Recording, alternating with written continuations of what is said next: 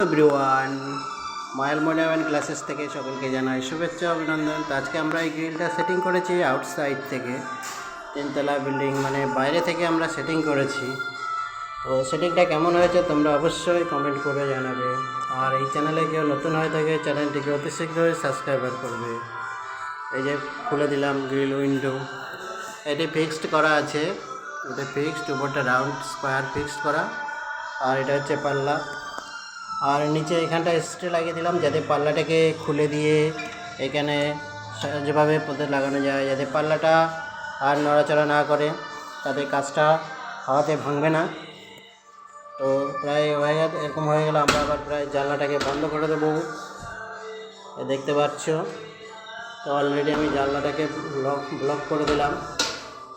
এই হচ্ছে আমাদের ভিডিও, আমাদের কাজ ময়ালমোনিয়াম গ্লাসেস। তো ভালো লাগলে অবশ্যই শেয়ার করো, লাইক করো।